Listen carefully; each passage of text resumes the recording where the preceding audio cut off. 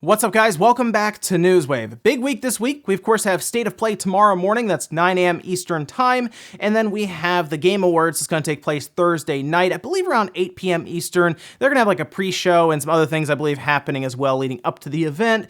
But it looks like they're going to have quite a few things going on there, up to 15 announcements apparently, and then State of Play tomorrow is shaping up to be a really, really good one. It looks like Resident Evil 3 is going to be there from some of the teasing that's currently happening from Sony, showing like all the Resident Evils on Twitter. It's going to be some fun stuff this week. So make sure you're subscribed to the channel so you can keep up to date on it because, well, we're going to be covering all of that news going forward here through Newswave and probably some special updates as well, depending on how much stuff is hitting. As for today, though, we have quite a few things to go over as a new discovery from another YouTuber may have actually found, it seems anyway, a Disney remake that is coming to all platforms, including the Switch, as well as a third-person action game. We'll talk about all of that today. And then Crash Bandicoot? Maybe, because it looks like Activision's starting a marketing push conveniently before some big events. Again, guys, as always, if you enjoy these videos, make sure you do hit the like button. It does help out.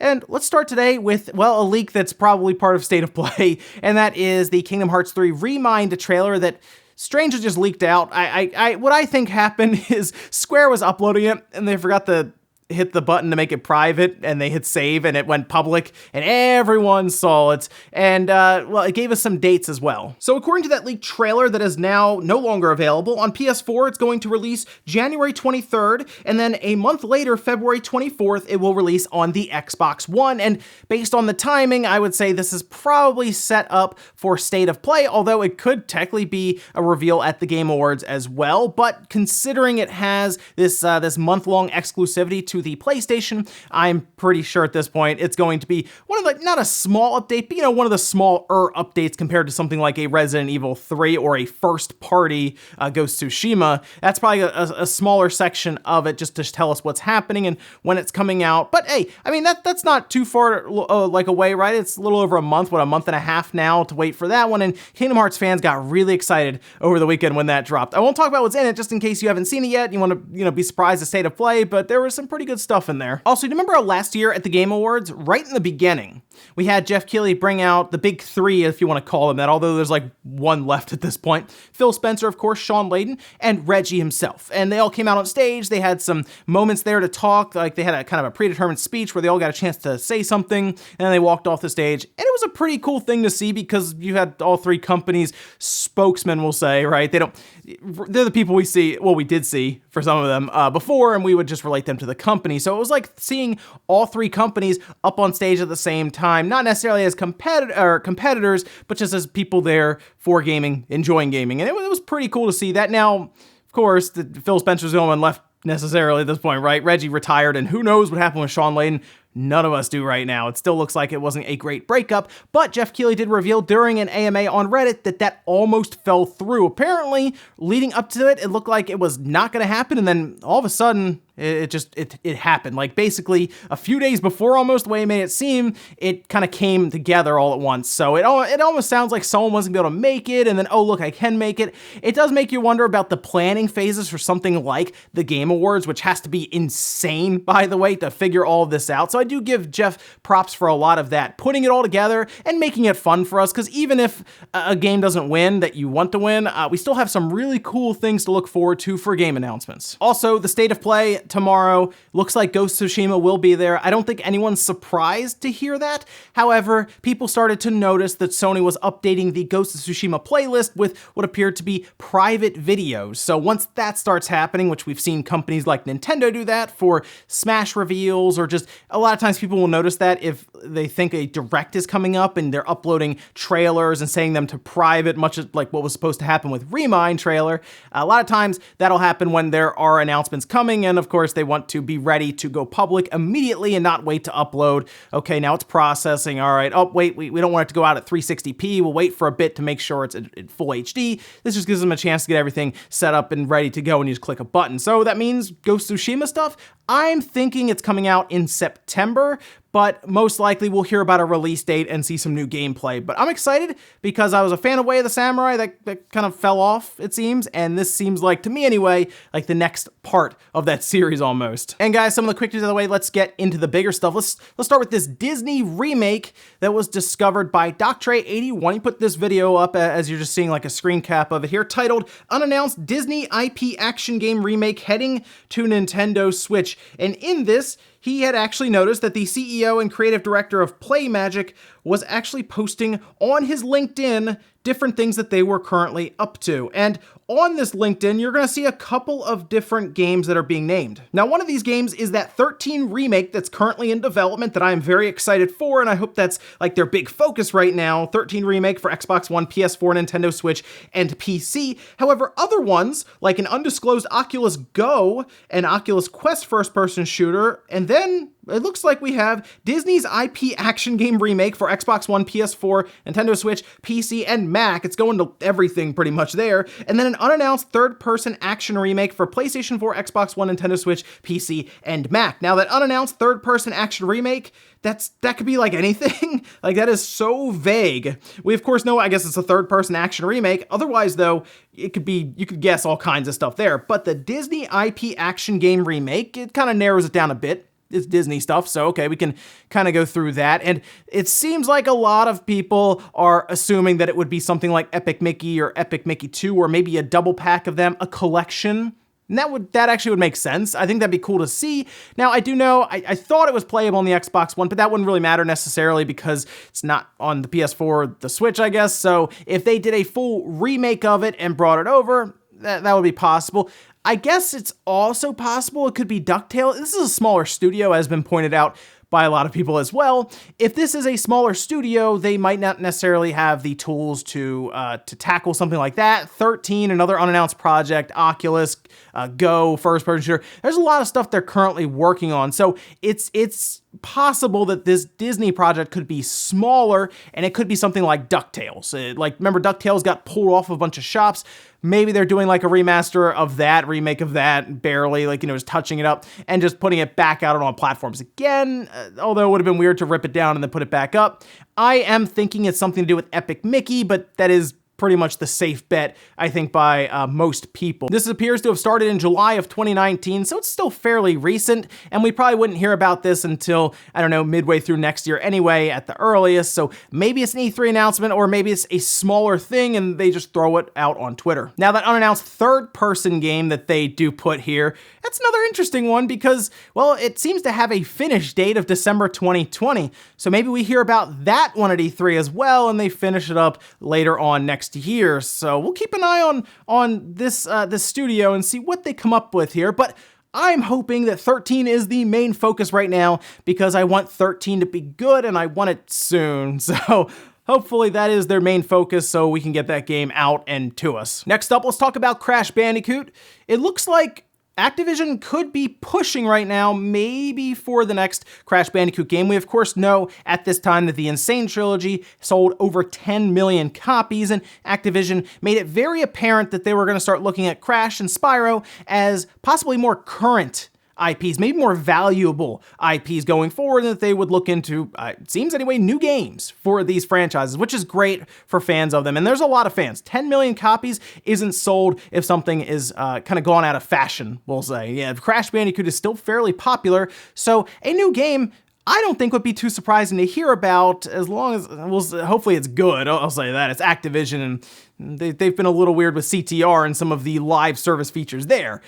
But it looks like Activision is doing a bit of a push on social media. As you're seeing here, people started to notice that a lot of influencers were getting quite a bit of Crash Bandicoot swag, I guess is what people are calling it. Different things. I saw some cookies in there, some figures. There's a lot of stuff kind of getting passed around. Now, people did also notice that last year, Crash Bandicoot had their Christmas cookies also sent out to other influencers and seemed to be kind of leading up to some announcements of some other Crash Bandicoot games. So I guess this could be I mean, look, the reason a lot of people are bringing this up now is because State of Play is tomorrow, the Game Awards is later this week, and yeah, Activision might want to drum up some interest for Crash again. I mean, like I said, CTR is still kind of popular. Insane Trilogy is actually still very popular, so maybe they just want to say, hey guys, don't forget about Crash.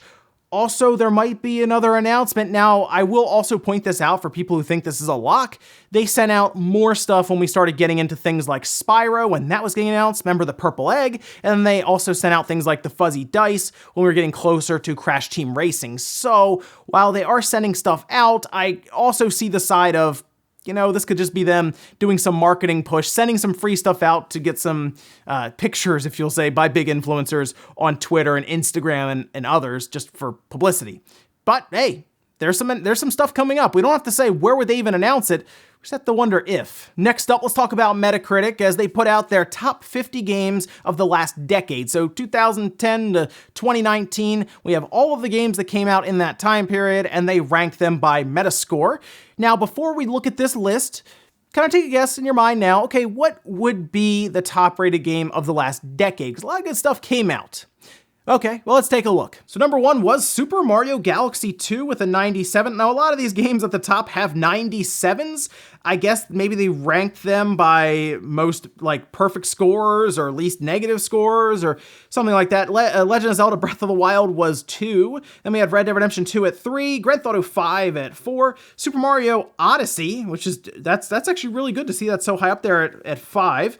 Then we have Mass Effect 2, which is a phenomenal game. I'm really happy to see Mass Effect 2 up there. That's great. Mass Effect 2 in there at 6, Elder Scrolls 5 Oblivion at 7, this is weird, Last of Us is at 8, and then Last of Us Remastered is at 9. I don't know why you didn't just pick one of those two, so we'll go to the 11th spot just to make up for that.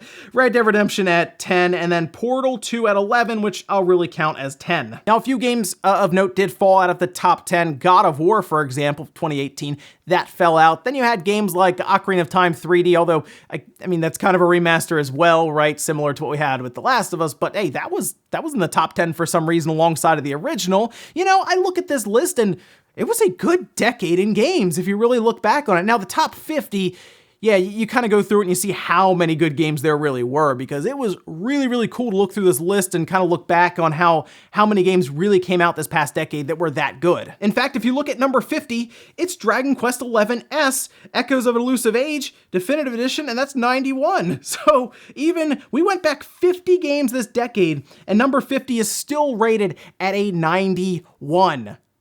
Hopefully the next decade coming up, 2020 forward, hopefully it can live up to this past decade, because it was pretty good. And in our last bit of news, let's talk about Redbox. Redbox, of course, is the spot you can go to where you don't have to deal with anyone behind the counter. You just deal with a machine that works about half the time, and you will get games back and forth from it, or movies, any of that, and you can return them in a day or two. We know how it all works. You probably see and pass them at grocery stores and convenience stores, but it looks like they might be reevaluating how they are renting their games. And a lot of it has to do with them just removing the option completely from their website, any type of verbiage, anything about renting video games. Specifically now, it seems like they're just selling games, which is weird. I mean, I guess they have a bunch of used stock left over anyway, and if they're going to be evaluating it, they would be just kind of figuring it out from there if they want to go forward, so they'll just sell off a lot of their used stuff. And it is a little odd to see this, but then on Twitter, they put this tweet out that kind of goes over it a bit more. Games will continue to be available for purchase at the box until early next year, but we're no longer making them available to rent. And then in response to someone asking why that is, we are assessing our games offering and have decided to focus on sales at this time. Take advantage of some great deals here, and then advertising a link kind of to their sales page for games. And this is an interesting one. I kind of look at this and say, well, maybe the games were just getting so torn up, they weren't really making that much money from them. I mean, really, if you consider it, some of those games that are getting rented out are $60 games, whereas movies, those might be like $15 sometimes for like a DVD. Even Blu-rays aren't as expensive as they used to be. Now, I will say ultra high def Blu-rays, those are still kind of expensive for being, well, I mean, a movie. It feels expensive when you buy it, and half the time we've seen, you gotta look it up online to make sure it's true 4K for some of these movies, because sometimes it's just not. But when you do get a really nice ultra high def Blu-ray, and it is 4K, like true 4K, it looks amazing, right? Like streaming can't compete with that at all. It's not even close. But I kind of think that right now Redbox is in this weird situation where they might be even losing money on their games, but if they take it away, they might lose some significant traffic of people who maybe were renting movies as well as games, and now they're dealing with these cartridges with Switch carts that might get lost. I mean, those things are small, right? Consider this, they're giving them out without a case. That would be a problem. That's something that would get lost so easily. Most people I know put them in a case or try to have like a stand that has them organized, because once those get away from you, it is tough sometimes. But I'll be curious if Redbox comes back to this, but I can see them kind of packing it in, I think, for games, and that, I guess, would leave the only real rental service as GameFly, and who knows how long that'll last. And we'll finish up with a comment of the day, as you're seeing here. This one is from Trouble Boy saying, COD Mobile announced coming to Switch at the awards show, and this is something I've kicked around here and there. COD Mobile, would Call of Duty Mobile going to the Switch annoy some people? Maybe. I say that because we have had other games that are from mobile phones that have come over and seen relative success. We've seen some free-to-play racing games come over and they did all right, but Call of Duty Mobile, I don't know. I feel like people would like the full Call of Duty experience that all the like the PS4 and the Xbox One get, but maybe there's a compromise and Activision's like, we already developed this for ARM chipsets. It's like, just bring that over, it's okay. Maybe they take that and they develop on top of it and it's not free to play with microtransactions and all of that. Maybe they fix it up, change some mechanics, and it's all of a sudden a full price game that acts more like a Call of Duty but is built similar to COD Mobile. It's hard to say. I feel like if Activision's gonna do it, they shouldn't just half-step their way to it. They should like seriously bring the whole thing over. We're talking about a system that's going to be north of 50 million units by the end of this month. I think Activision can start looking at it and saying, maybe we should put our best-selling franchise on that system. And ladies and gentlemen, let's go to here for Newswave. Enjoyed this video, guys. Hit the like button, really helps out. If not, hit the dislike. Leave comments down below about everything we talked about today, whether it's that Crash Bandicoot game this week. What do you think? Let me know about that one. And then what do you think about this Disney game, this remake from Disney that's going to all platforms? What do you think that is? Do you think it's Epic Mickey? You think it's DuckTales? Or do you think it's something even crazier? Darkwing Duck? Anyone? Yeah, that'd be cool. Thanks guys for watching, and I'll see you next time.